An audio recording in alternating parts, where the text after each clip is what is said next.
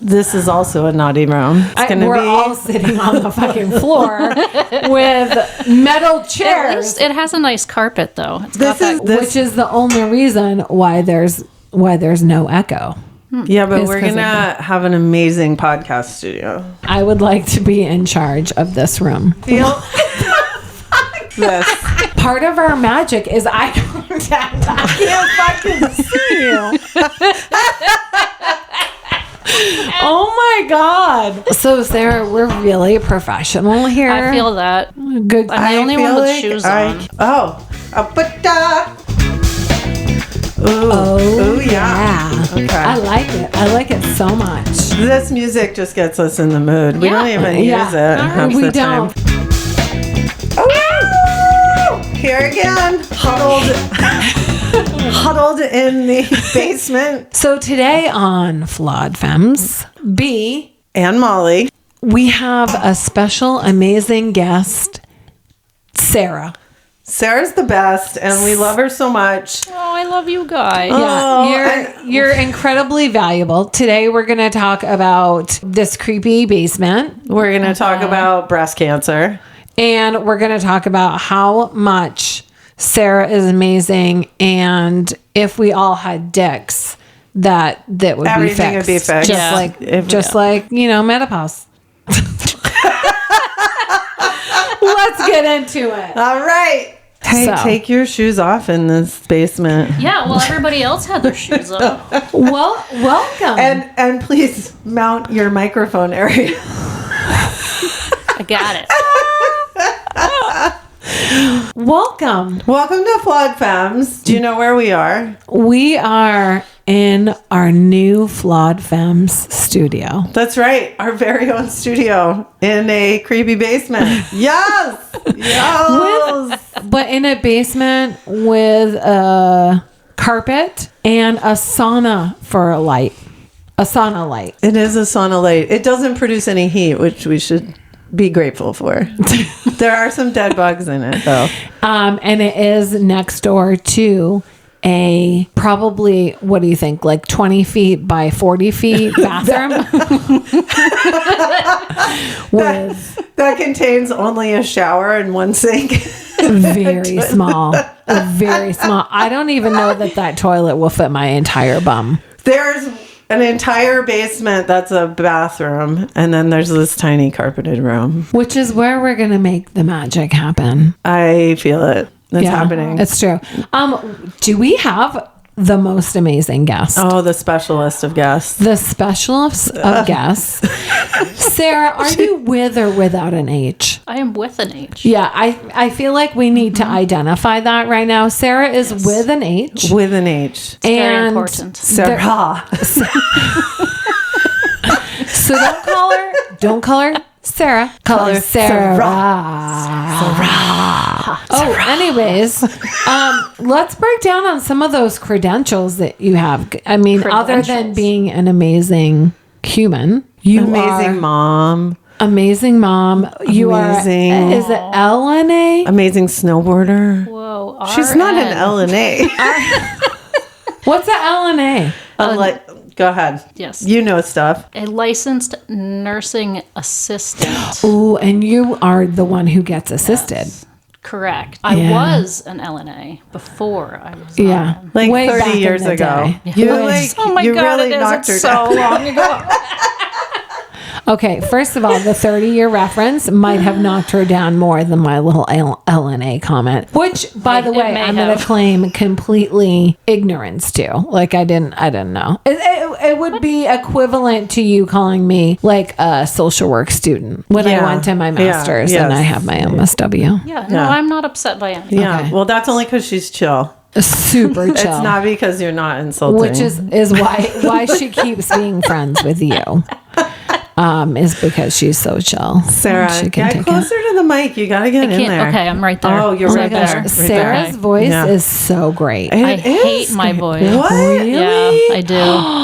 Oh my gosh. Well, It's you know hard what? to listen to. I'm really excited for you to listen to this when we broadcast. Broadcast? What does that mean? No, that's radio. Publish. I don't know. I just froze right there. Did you see? It's like You did have a little Darren headlight look. You did have a little Darren headlight look. I was like, what do we call it? Oh. Posting. Post? Yeah. You When guys, we I don't post know this about your episode- spring, but this spring is. It is.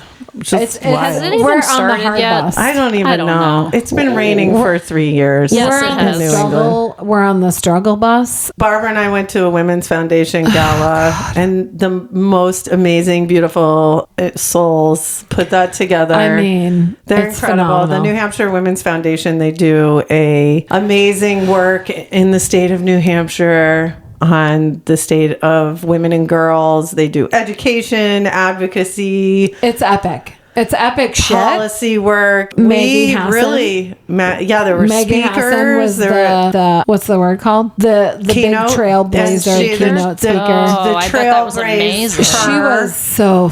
Oh my god. I actually was briefly running for office after she talked. I Yes. was so Oh, wow. inspired. Yeah. That's amazing. I was like, we can do this. We can change the world. we can totally change the world. Set fire Have to the patriarch. Somebody has to change the world. Yeah. It Well- might as well be us. Well, Sarah, we did just change the world by having so many drinks and being really friendly. And I'm not There's- sure if we're invited back next year, but There is no more alcohol left. If anyone is looking for any alcohol, it is probably in all of our bodies. And my friend woke up in the morning and said, "Who the hell do we think we are? who do we think we are? Who do we think we are?" There was 10 of us, and we made some poor choices. There may have been a tiger in the bathroom when we awoke, like The Hangover. Oh, I thought it was a dead hooker.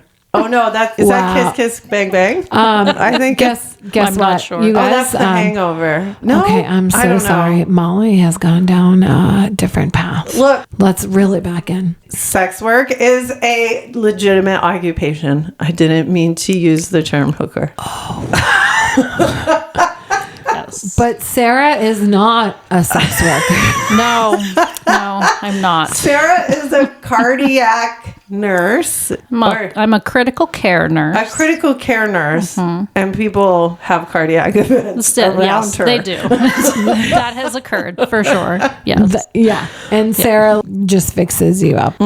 with the help of others. But With yes, the help of others. we can fix some people. Yeah. So today we're going to talk a little bit about nursing and your amazingness. Basically we all know doctors get first clap, but really it comes down to the nurses. They're the foundation that holds everything together. I also want to say that this is a little bit of a shocker. Get ready for it, everyone. Sarah had breast cancer. Oh, Dun, yeah. dun, dun. She did. The BC. Do you know what you get as a bonus when you have breast cancer? Please What's do tell. that? Share with us, You Molly. get early menopause. Oh, yeah. Oh, Well, yeah. not everybody. Not everybody. but Okay. if you are If you're lucky on the enough, cusp. if you are lucky enough that your breast cancer is estrogen receptive, Ooh. you So hot. get the graciousness of being put on anti-hormone therapy and Oh, going gosh. into early menopause. So been a tell us venture. It the has. story, because were you a nurse before you got cancer? Yes. For many years. Yes. I have been a nurse since 2003. Wow. And I was diagnosed with breast cancer in 2023. Oh my gosh. This was 5 minutes ago. Yeah, that's for real. Wow. Yeah. Yeah. So do you feel like being a nurse at that juncture assisted in you finding out about your breast cancer or not? Or like how, I want to hear the story of how it all happened. No, No. I think I owe my life to my GYN. Yes, She yes. is an amazing human being, and I love her to pieces. In November of 2019, I saw my GYN, and I had a pap smear, and we did all the things. All and the fun she things. said, "You're 40. Time to get a mammogram." Yep. Mammogram. Yep, get your mammograms because I thought, yeah, it's on my list. I don't have a history in my family. I don't feel any lumps. Like, I'm You fine. had some kids. Yeah. That's supposed to. Yeah. And you know what? Then the pandemic happened. And Yeah. COVID ruined everything. And Yes. nobody went to appointments. And nobody was making appointments. Absolutely. It's true. not. It's true. Yeah. So forget that. And then the next time I saw my GYN, I think was November of 22. Okay. When things were getting a little after quieter. Things starting to settled down drop a back little in. bit, and it was time to get back into the swing of taking care of yourself. And she was like, so now you're in your 40s. Did you get that mammogram yet? And I Okay. was like, yeah, on my list.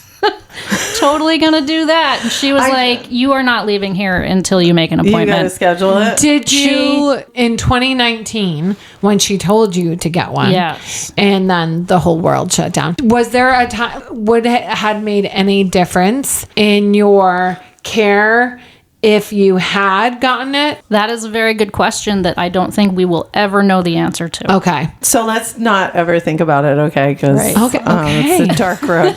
Okay.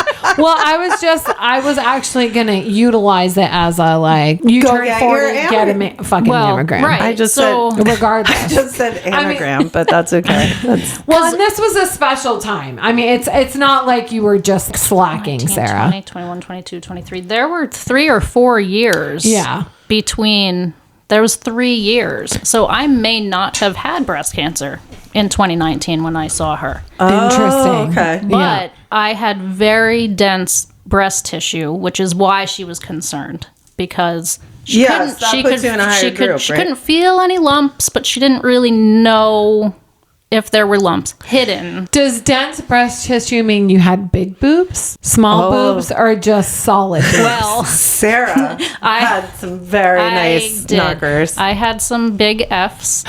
Ooh. They were So much big, boob. big boobs. I love big Yeah. boobs. I know. And she showed up after the mastectomy, and I was like, Sarah, you were all boob. I you was were all all boob. boob. She's a very tiny person. She's a very tiny person. Not that true. tiny. Okay, so they were very large. Yes. And Okay. very dense, for whatever that means. But when I had my mammogram in January of 23, I think at this point, they saw something. Okay. But, you know, There's nothing better than that time period between when they see something and when you And when they do can the follow up. follow-up. Yeah. Oh, and then you yeah. have to wait again. And Except- that's okay. I'm very naive is not the right word. But Chill. like, I'm Chill. untroubled usually, You're a right? Pollyanna. Yeah. So No, not a Pollyanna. I just Just thought untroubled, I think, is really accurate. Untroubled. they always see something on your first mammogram because they have nothing to compare it to. Oh, Everybody's told me interesting. that. I love that. I And love that. can we also normalize, just to do the side note, that mammograms almost, if you have larger breasts, so mine came back abnormal and I had to go for, because I have like a, I don't know, something, and I have to go for a mammogram every 6 months to make sure that it doesn't change. Oh, and okay. you guys, The same happened to me. Yeah, So I well, guess yeah. you do. So You it always is. get talked called to back. so normal. many people.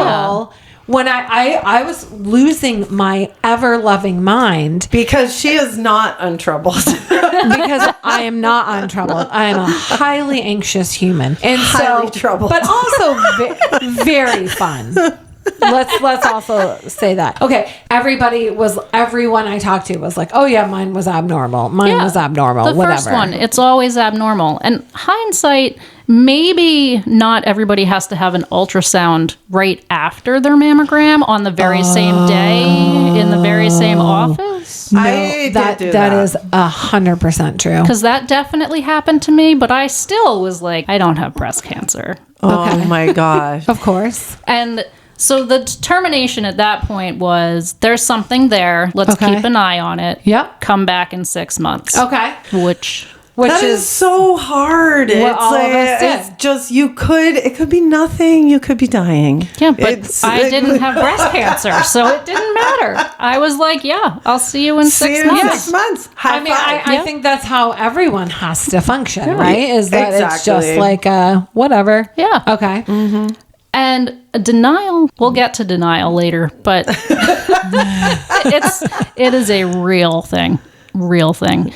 So July of 2023, I have a mammogram, and my spot has not grown bigger, but it's grown into a different shape. Oh, interesting. So just like a mole. If Kind you of, have yeah. a mole that the shape gets weird, that's a real bad So sign. it went from like say a circle to a rectangle. Yeah. Okay. The Yeah. body does like rectangles. Or, I think it was more like it was sort of oblong, Okay. and then all of a sudden it had extra arms. okay. Something along those lines. Okay. And again, I had to have an ultrasound right then and there in the office. And, Okay. And then they put me in this little tiny room. No, they fucking didn't. So that the nurse coordinator could chat with me. I don't want to be chatted. No, you never want to be chatted, because the next thing I knew, I definitely had something going on and I needed to have a biopsy. So she set up my appointment for the biopsy. Okay. And that was done like a week later with the most amazing breast specialist doctor in the world. Yes, I love her.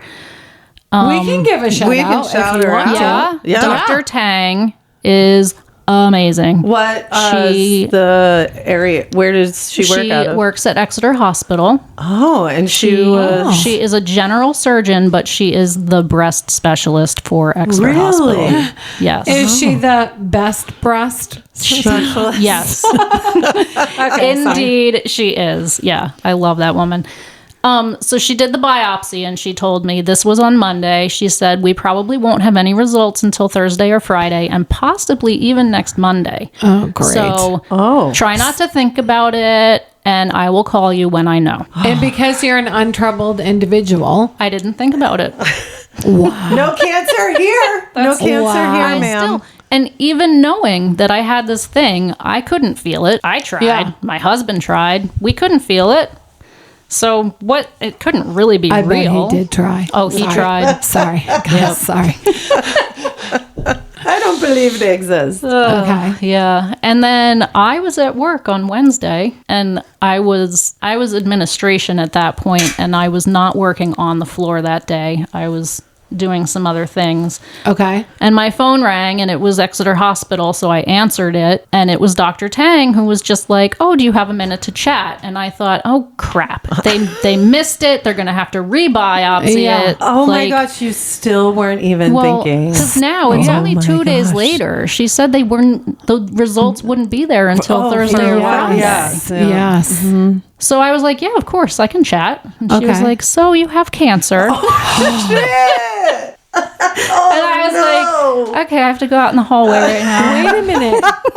Oh my gosh. Yeah, that happened. Excuse me, I'm going to take a little snack break. I'm going to just step out. Yeah. So I did. I stepped out into the hallway and she talked at me while I wasn't listening for a good like 10 or 15 minutes. And then all I kept thinking was, I have to go. I have to go. Yes. Yeah. I have to go home right now. I have to go. Run away from your own body. Oh my gosh. So I tried to go to my boss's office, but when I went through the door and I could see her office, she was in there with her boss and her boss's boss. Oh my God. Oh no. Oh no. Yeah, I just stood in the hallway until this really awesome young lady, Gabby, walked by me. And Gabby is not a feely, touchy person. And she was like, "Are you all right?" And I was like, "No, I'm not. Oh and my I started gosh. crying. And she gave me this really amazing, awkward hug. And then I was like, well, I just got to go in that room. Yeah. With all those bosses. With all the bosses. So I did. And they all went, "Uh-oh." And I went, "Yeah, I have cancer. I got to go home." Oh my gosh. Come up with a better excuse next time. God. Seriously. Yeah. I know. Put a little effort in. Okay, so that, like, did you call your husband as soon as you got in the car? Like, Did I do that? God, I don't even And you remember. have kids, so Yes. of course you're thinking that you're thinking about them. Yeah. I just can't imagine. So Yeah. were our kids were either at camp or about to go to camp. Oh, So Okay. we opted not to tell them. yeah, of course. Until- for camp, yeah. Right. Also because we didn't have any answers. Just be like, hey, your mom's got cancer. We don't know anything else, but have fun at camp. Bye. Right? Have fun at You camp. can't do that to kids. No. And then oddly enough, my mother-in-law was coming to our house that very same day so that she could spend the night, so that in the morning my husband could take her to Boston for her to have a cystoscopy and find out if her bladder cancer was back. Oh my gosh. Yeah. Just So surrounded on all sides. we also opted not to tell her because we didn't have any answers. any information whatsoever. And so it was a very awkward next. Oh my word. 16 hours. Yeah. Yeah, it Just was being awful. like, hi, this Yeah. is great. She walked through the door and I was like, how are you holding up? And she melted down and was like, I just know my cancer's back. I just know it. And I just want them to take my bladder. And it was like devastating. Oh no. Yeah, a lot of emotions. And you're just sitting lot there. of emotions. Just sitting there stewing. Isn't bladder cancer too like one of the worst cancers? It depends. It can actually be one of the best cancers because if it is totally confined in your bladder, Yeah. they can kind of scrape it out and get rid of it. Oh, I thought that if you have bladder cancer, they remove your bladder and then you have to pee in a bag. So if it's That can bad, happen. that can happen. Okay. If it's in the muscle wall, that's usually what happens. Oh. But if you catch it early enough, it may not get that far. Okay. And hers did not get that far. Okay. Oh, that's good. And was Yeah, it that back? was I good. mean, Yeah. Yeah. we got to know right now. Was it back? To be honest, I can't even remember. You're I what were believe you the thinking answer is about? no. Yeah. Because she's okay. Yeah, she didn't have cancer, but I think they put her on maintenance. That was the Yeah. word. Maintenance chemo. So every month for a year, she went and had chemo instilled into her bladder, and then she just peed it out. Interesting. Oh, a direct. I do remember that. Interesting. Yeah. Does that, listen, you guys, my reference is movies and my friend's husband. Yeah. And that's it. That's all I've got here. So That's more than a lot of people, actually. was the You're ahead of the game. was the chemo for her, like, was she sick? Was she No, very localized. If anything, she'd have some Gotcha. cramping. okay? But that would go away pretty quickly. The unfortunate thing is that now her bladder cancer is back. So now we're also dealing with that and trying to figure out her next steps. Oh Jesus. Yeah, we have an appointment this month to figure that out. Okay. So that is the other thing about bladder cancer. Yeah. Is that It can just keep coming back? Yeah, it's not a matter of if, it's usually a matter of when. Oh, when. Yeah. And could it change from like less severe to more severe? Oh yeah. Because it's like new every time, so it could be now in the fresh muscle and new. or not. Yikers, that's no fun. I All right, know. let's go back Terrible. to you. I mean, Terrible. you've done a really So- nice job of reflecting. Yeah, I do that. So but let's get back to you. Go on the field trip to I like that you're calling it a oncologist. field trip. Oh, right. Yeah. the oncologist. Did you go or just for your husband? Someone No, else. my Yeah. husband and I both went. To, Okay. oh wait, to her. To her. Oh, no, her no, no. appointment. He went. I went Yeah. back to work. Actually.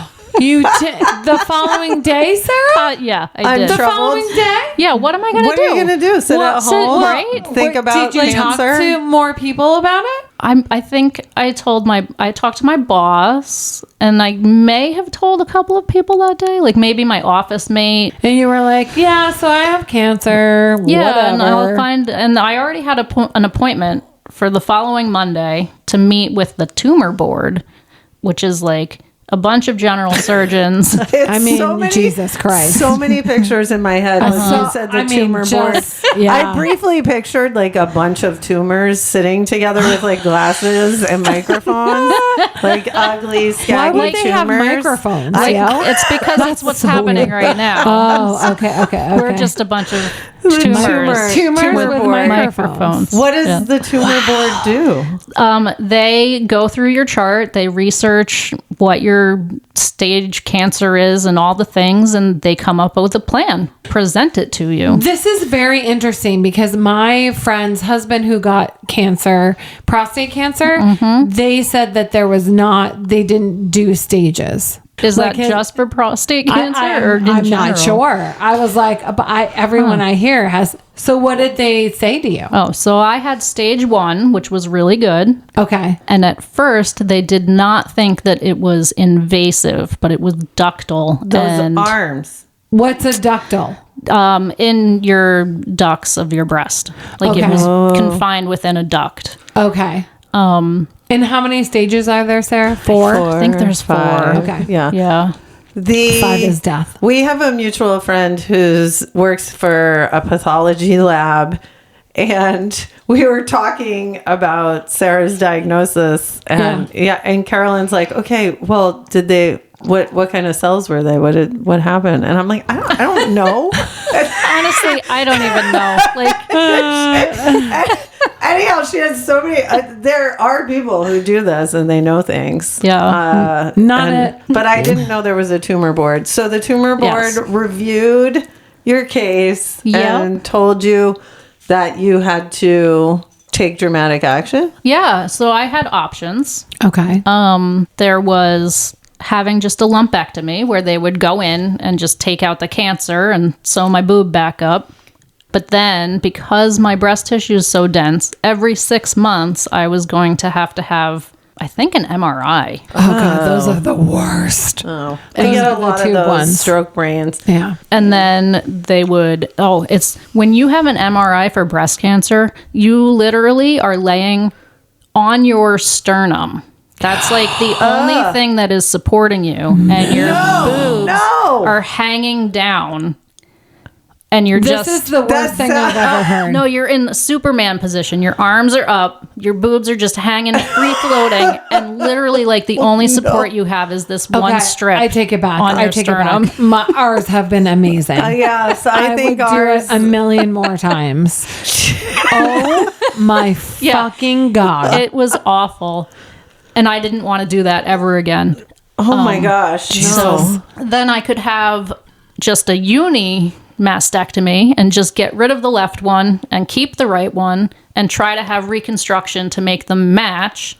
But as one of my favorite other general surgeons who I've known since I started at Exeter Hospital, he put up his hands and in front of myself and my husband, he said, and that is an option, but your one breast will continue to age as he's lowering one hand, and your other breast will just stay 40-something years old. Basically, you'll have one that is down to your, sagging down to your belly button. Yeah. But also, like, for me, I would just want to take both of them off. Like, so why fuck with it? That was my opinion too. Like, I would rather just be matchy. And also, they had found when I had my MRI, they did find spots in my right breast, which I then had to have biopsied. Yeah, just get it. Which were just negative. Just take them off. Yeah. But then again, I'm going to have to go every 6 months for another MRI. No. So, no, this is ridiculous. So, I can't really see your breasts, Sarah. Are they, what did you go with? I went with a larger C. Okay. And they're okay. We're all I like ogling. We're all ogling Sarah's chest now. It's true. I feel like they kind of fit my frame a little bit better than my oldies. They do. Yeah. They do. Yeah. Do you have your nipples? So I tried nipple sparing mastectomies. What does that mean? That means that they tried to keep my nipples, even though my surgeon was very honest, and she kept saying, like, you have a lot of tissue there, and nipples thrive from blood flow from underneath where we're going to have to take a lot of tissue from. Oh, So interesting. the likelihood that your nipples are going to survive is lower than normal. Okay. But I couldn't Lower shake. than normal. And they're not going to have any feeling. Like, Right. I'm going to lose all sensation. It's just like a, what's that word? Aesthetic. Yes. Okay. Yeah. But I was adamant that I wanted to keep my nipples. Yeah. I just needed to keep some part of myself. Oh, girl. I feel you. And so 4 weeks after my mastectomy, my nipples were dead as doornails. And I had to go back to the OR to have them removed. What does that mean? Like, were they falling off, Sarah? They looked like... Is it like an umbilical cord? Holy fuck. I gotta know everything. Well, so when they do the mastectomy, they actually cut your nipple out, Okay. put it off to the side, Yep. take out all your breast tissue as much as they can get. Okay. Take some skin to like fit it the way it's going to fit. And then they sew your nipple back in. Okay. And if there's enough blood flow, your nipple will likely survive. But I was not lucky. Wait a minute. I need to know everything about a dead nipple, you guys. Okay. Like, so like it turned a different color. Oh yeah. So even it was just this flat piece of pepperoni just kind of sitting on my boob. Oh. And it kept getting darker and darker. And Oh no. my plastic surgeon was like, this doesn't necessarily mean anything. It doesn't. We're going to keep an eye on them. I'm dying inside a little bit, And guys. it might just be dead tissue on the outside that will slough off, and the nipple might still be good underneath. So we waited a Wow. long time. Yeah. But it didn't take. It didn't take. And then my husband and I were in her office one day, and she literally took a pair of scissors to one of my nipples. And my husband almost threw up, and he is an EMT by trade and firefighter and has seen a lot of things in life. But when he watched this woman just cut a chunk of my nipple off, he had enough. Yeah. That's another level. Seriously, I think I saw that in a Saw movie. Yeah, she just wanted to see if there was any viable tissue underneath it, and there was not. So I was in the OR about 4 hours later to get to have that them taken removed. off. Yeah. Side note, I just want to say that if it was a penis, we would have this fixed by now. Right? If it was a penis replacement. More dollars go to penis But discovery, erection, continue like know. being hard and whatever. Enhancement, Like yeah. everything. All the money goes to know. that. But no money goes to okay. But there are people that do not have a penis. And the all right, that's fucking another podcast, Molly. I mean, this is now aggressive. There was Curious. somebody at How the is there nursing someone home with no penis? Kylie was working at a nursing home, and there was someone who had probably had some sort of cancer, testicular cancer, and he just has a tube. All right. Well, we don't get to talk about the one person that doesn't have the penis. Okay, that's true. That's true. I didn't mean to detract How many from women that. are walking out there with like lot, no a nipples? lot. Too Most many. of the Too people, No nipples. many. yeah, most of the people that I know that have gone through breast cancer did not retain nipples. 1 in 8 women get breast cancer in their lifetime. Jesus One in Christ. 8? 1 in 8. That's Get your startling. mammograms, ladies. Yeah. Get your mammograms. Damn. Sometimes it's every 6 months. You just got to do it. So, on a positive note, you're a very active person, and yeah. having great big huge boobs isn't always great for being active. I know I can actually wear a normal sports bra now. Normal sports It's so bra. exciting. Amazing. Instead Yeah. of 2 or 3 bras. Yeah, Sarah and or- I played rugby together, and the bra layering was strong. yeah, Was serious. for It was for true. realsies. Yeah. Oh, so okay, the nipples didn't work out. Yeah. What was the saddest part for you? Was that the saddest part? I mean, what was what was the hardest moment? Well, it's not even for me. The hardest moment is for my husband because he's a boob guy. And he has lost his toys. He lost his best friend. He really did. Well, does he like the feel of your boobs now? Not as much. Are they? Feels different. Yeah, it is. It is different. But he is a good sport, and we remember all the time. And he reminds me all the time that it's me that he needs, not your boobs. Yeah. So of course, we're getting through that. It's okay. It's gotta be. That's got to be hard for, like, I can't imagine that whole process. Like, I can remember with my stroke, like my biggest thing was losing my hair. You know what I mean? Like, I had to shave my head. Oh, so right. Yeah. And that grew back, you know, so it's definitely not even close to the same. I can only imagine like how difficult that would be change. I mean, we say on this podcast that, you know, beautiful is a feeling, and it's so interesting that, you know, the one thing that kind of pushes you over to feeling not feminine or feeling not attractive or not beautiful, it doesn't necessarily make sense. Right. Yeah, absolutely. But all of a sudden you're like, I've lost it. I've lost my mojo. Yeah. Where'd you go? Yeah. Okay. So hard. So what was the process then? All right. So I had the bilateral mastectomy in September. 4 weeks later, I lost my nipples. I also had an incision wound that was having trouble healing. And what was really frustrating for me was this all kept me out of work. Yeah, I was just going to ask that. And then the final pathology came back, and it turns out that I actually had 2 different types of cancer in the same spot. And Shut the fuck up. It was more aggressive than they had originally thought. So, thank God I opted for the total mastectomy. Shit, because you would have had to do it anyways. Yep. And then I had to have chemo, which originally was not on the table. So this is what I was just going to ask. Done, right? Like, you have my boobs, so now I'm finished. What else do you fucking people want from me? Right, right. So Dr. Tang, who is amazing, she kind of presented it to me like this. Let's say your boob is a barn, and there's a lot of animals in the barn. Okay. And chemo is going to go in there, and it's going to get all the animals out. And the barn is going to be empty. No, sorry, not chemo. The mastectomy. Yeah. Right? Okay. Yep.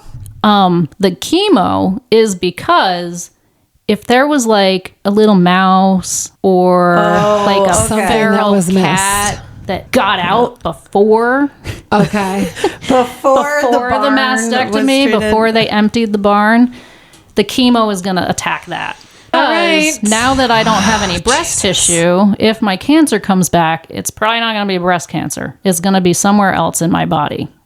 Like, so once you've had cancer, are you more likely to get cancer again? Not necessarily. Okay. And that's chemo is what avoids that. And then my cancer is estrogen receptive, so I have to be on all these anti-hormone meds to essentially get rid of all the estrogen out of my body. So I get an injection in my stomach every 3 months, which shuts down my ovaries. Okay. But I have to take a pill every day because I didn't know this, but ovaries are not the only thing in your body that make estrogen. Your pancreas and some other things produce estrogen. So I take letrozole every day, which is essentially like getting rid of that. Wait, do you get a period still? No. Yeah. No. And okay. Do you still have testosterone running around? Yeah. Okay. Yep. So it hasn't eradicated all hormones. No. It's just the estrogen. Pinpointing estrogen. Yeah. So how long did you have to do the chemo? I had to have 4 treatments 4 weeks apart from each other, I think. Mm-hmm. Okay. And was it like targeted, or did you experience all the things? It was awful. I experienced most of the things. I had an allergic reaction to it the very first treatment. Come on. Jesus. Wow. Yep. Kick you while you're down. Seriously. Fuck. it was weird because like she had hooked me all up. The wonderful nurse hooked me all up to everything, started the infusion, and she was like, just let me know if you like feel short of breath, if you start sweating, if you have like tightness around your chest. Did you flag her down? All the things. I know. All the things are happening. She like hadn't even finished her sentence, and I was like, actually my chest feels tight. And my husband like looked over at me like, shut up, and now is not the time to joke. And then he saw that my face was bright red and I couldn't breathe. Oh my God, Sarah. It felt like somebody was squeezing my chest and I could not take in a breath. Cow. So they stopped the infusion. They gave me all of the like Benadryl and Pepsid and Solumedrol and all the things to stop the allergic reaction from happening. And then I had to make a decision if I was going to still do chemo. if I was going to try again with Benadryl on board. Or my God. was I going to start a different type of chemo that I was going to have every week for 6 weeks? And then I don't know what's happening right now. This is Sophie's choice, man. Like, what the fuck? It's just one of those things where I do have to say I have really appreciated the way that you and your spouse have handled all of the health things, because it wasn't too long before that where Paul broke his neck. Yeah. I'm sorry. So her spouse had just broken his neck. Like I didn't know that was a thing. Yep, that definitely What do you happened. mean? Is that a thing? Like, what? How do you treat that? I mean, what do you? Well, apparently you ignore it for a few hours and then go to the hospital and find out you broke your neck 4 hours ago. Yeah. Oh, don't dive in shallow places. do you? Even Did if he you wear know a neck them well. brace? He was in a neck brace for a little while. It was the most agonizing 36 hours of our lives. Oh my God. He pretty much broke C6 and C7, and he had to be put in traction and have the halo like drilled into his head and everything. And they had to stretch his neck back out to get them to align again. Fucking shit. Before they could do surgery to fuse them together. This is a really exciting time for you guys. Oh yeah. Paul broke his neck, COVID, and breast cancer. Oh yeah. All right in a row. I mean, Bing, bang, boom. Yeah. wow. Wow. That is... Were you working during chemo? No. My oncologist was like, don't even try. Yeah. She said, even if you think you feel good, you might not feel good tomorrow. Right. And she Right. said, a lot of people try to go back to work because they have to, quote unquote. But she said, if you don't have to, don't. Yeah. And my boss was an amazing human being. She still is an amazing human being. But she also was like, we've got this. Yeah. Don't come back until you're ready. I called and tried to be like a friend. I'd be like, how are you doing, Sarah? And she was all, I'm going to just be on this couch and I'm going to try and have some snacks. Did you smoke weed? Because weed is supposed to help, right? I did not smoke weed. I did not. But I did end up on the gummy train for a little while because I could not sleep. Oh, it was sleep. Sleep. Really? Yeah. Because they pump you full of steroids. Oh, so that you're... the chemo doesn't completely kill you, but Did you lift weights during that time? No, because I had the reconstruction, and so I wasn't even allowed to do that. That's right. You couldn't raise your arms at all. Yeah, everybody they thought that I was like a little T-Rex, and they all made fun of me. Honey. Yeah. So and Sarah's a hugger too. Her hugging is really impactful. She's a really lovely hugger. I know. Yeah, absolutely. And so she'd be like, my boobs, my arms, my... So here's one of the things that I definitely am curious about is during all this, since you were also trapped in your house for so long, how did you deal with, and did you have depression at all? Because I would imagine, like, I'm just I mean, I'm pretty, as we all know, I can be self-focused. So I'm just imagining myself with my breasts gone in the house where I can't fucking do anything and feeling like shit and not sleeping. Yeah, I could take a nap in the afternoon like nobody's business, but I couldn't sleep at night. Yeah, it was terrible.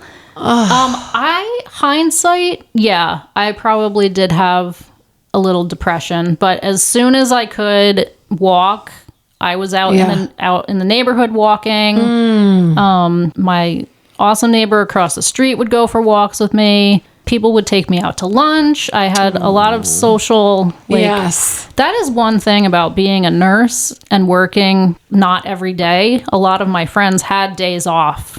Gotcha. So I was able to do stuff like that, which was great. And my husband only works 2 days a week because he's a firefighter. So he was home a lot too. And that helped. And how did your kiddos process all of this? It's really hard to say. Yeah. How old were they?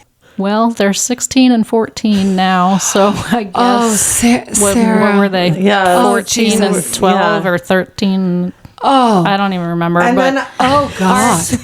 Our son. Oh, God. there's I didn't realize they were that old. How old are they both? I mean, boy, girl. Oh, 16-year-old girl right now, 14-year-old boy. And he processed through humor. Yes. Which came from my husband because my husband processes through humor. I don't know what you're talking about. Sarcasm and... I've never been sarcastic. I know. I've only known you a little while, but... yeah, it's true. And then my daughter, she would just get mad. Because it's not funny. Cancer's not funny. It's true. Or is it? It has to be. Because if it's not, you can't get through it. But then there were some really kind of beautiful, heartbreaking moments where your boy, your youngest, won that award for like writing about your cancer. Yes, he did. And you didn't even know about it. I had no idea. What? He did. He won some writing award. And it turns out that he wrote this story about my cancer journey, like through his eyes, and it was very touching and heartfelt. Did he share it with you? After he won the award, after we found out that he actually did it, teenagers, and it was so heartfelt, like out of left field, because he usually is not touchy, emotional like that. Yeah. So today, Give us today. What's happening with you? Everything changed. You changed everything. I did. So how did it affect your life? Because you're living a completely different life now. Different life. Yeah. So here's what actually happened. It sounds cliche, but life is short, and it kind of just opens your eyes and makes you realize, like, oh shit, life is short. So my husband and I decided that it was time to live where we love instead of trying to love where we lived. And we up and fucking moved to the mountains. Woo! And dream follower. It has been awesome. And our son was mostly okay with it from the beginning. He started a new school as a freshman, and our daughter hated us very much so because we uprooted her, and she started her junior year of high school in a brand new place with brand new people. You know what, Sarah? She would have hated you anyway. And you know what, Molly? That is exactly what solidified the move, because we knew that. Yes. And she has since told us that she's not mad at us anymore. She really likes her new friends. And she's playing new sports. And she got to ski for her high school, which was not an option in our school. Before. She's playing lacrosse, which... so awesome. And to start as a junior, like, you can't do that in most places because everybody's been playing since they were 4. Correct. But they welcomed her with open arms, and she's having a great time. Oh, that's wonderful. That is awesome. Yeah, and you get to look out your window in the mountains every day. Yeah, and I get to ride my bike through the mountains and go skiing. And I skied on May 3rd this year. That's the latest I've ever skied. Oh my gosh. They are very much a skiing family. I mean, that's amazing. Sure. I'm also going to say, what's up with you cancer-wise? So just to bring it back. All right, bringing it back. Do that. Mom is like, everything's changed. I'm like, well, tell us about the, wrap that up with Yeah. All right. So mostly I forget that I had cancer, except that I have pills that I have to take every day, which is annoying. But I do it. And they make my feet hurt, and that sucks. Interesting. Yeah, it's like... Why do they make your feet hurt? I don't know. It's either neuropathy or bone pain or something. Oh. And I have hot flashes like you read about. Oh, hi. The hot flashes. Yeah. All night. Like, I barely sleep anymore. I remember in one of your podcasts you mentioning that you shouldn't share a bed because you take up the whole thing. You're spread eagle. You're naked on top of the covers. And I'm pretty sure my husband would happily sleep somewhere else. You guys, I just found out about a new thing, and it came from my sister, who is apparently sleeping on a cooling mattress. It has like a circulator or something. What? And yeah, so I'll be distributing information on this. We'll have a link. We'll have a link. And you told me about the bracelet. Yes. It's called EMBR. That for a while. Didn't you? I wear it at night. I do too. Yeah. So it's an EMBR, EMBR, which, and this is good because we're getting to the review portion, and we usually talk about for hot flashes, EMBR is it looks like a watch, but I first saw it because Sarah was wearing one. Oh, okay. So you can describe what it does. Well, so I told my oncologist, like, I'm fine except for these hot flashes. And I know that that's just part of it. So, but what can I do to lessen them or not have them as often, or please help me? Because how old are you, Sarah? I am 46. Oh, so you're also at the... full bloom, right? Which is fine. Which is fine with me because I only have to be on these meds until I'm fully through my natural full bloom. Yeah. Oh, that's great. So the closer you get, the more. So you're like, let's do this. Yeah, let's just get it over with. Yeah, what was the question I was asking? So EMBR, describing how the EMBR bracelet works. My oncologist, they keep them in the center, and they let people borrow them because they don't work for everybody, and they're kind of expensive. So they let you trial it. And then if it's working, if it works for you and you want it, you can purchase one. So what it does, it is covered by your FSA. You can use those funds. So it gets really cold for like 30 seconds. Right, and it will on the inside of your wrist. On the inside of your wrist. And then it will go for, it will do that for like 5 minutes. And it tricks your body into being like, don't freak out, your temperature's okay. Yes, and it works. It worked for me. And they, EMBR Molly, you should start wearing that all the time because lately you've been saying that you have more hot flashes than not. Yes, it's true.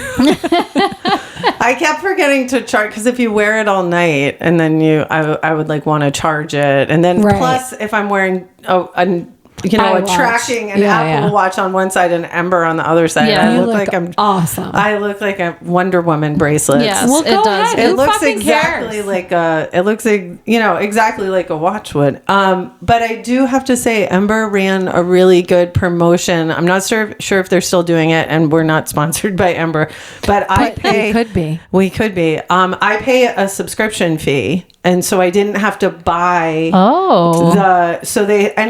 I don't think it was brand new when I got it. Mm-hmm. And so I essentially rent it and the service. Cool. And I think I paid $20 a month, but really being able to sleep through the night, it's worth it. It's so worth it. That's so worth a couple cups of coffee there. And so it's an incredible thing. But I also am going to track down this cooling mattress. Yeah. Because I want to know more about that. Sounds amazing. Wow.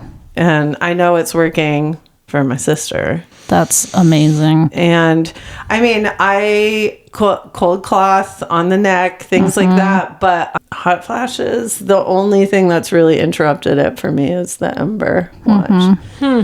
This has been lovely. This has been fun. I feel like this is like somber podcast you guys have put I out, don't though. think so. You'll be Absolutely not. surprised when you listen Yeah. back to it because So, we laughed 'cause we're at your fucking pain hilarious. a lot. Yeah, absolutely. I feel like part of what we can do or offer the world at this dark time is that we can laugh. We can also talk about real shit that matters to women in full bloom and laugh some more. Yeah. And that's really what it's all about. Thank you guys for being a part of our podcast And thanks listening to Sarah. experience. Oh my for God. coming. Thank you for having me. It was just a complete epic fucking blast. Yeah, thanks for sharing your story. Absolutely. It was amazing. I want everybody to know because go get your mammograms It's because so true. why not? have 0 family members Risk with breast factors. cancer and Just the all of my genetic testing was negative. Like, where did it come from? Just do it. Yes. You never just know. do it. It's an appointment, but it could literally save your life. Absolutely. And don't forget, when you go out there today in the world, be a fucking fabulous. flawed femme. See ya. I did it twice. Yeah, you did.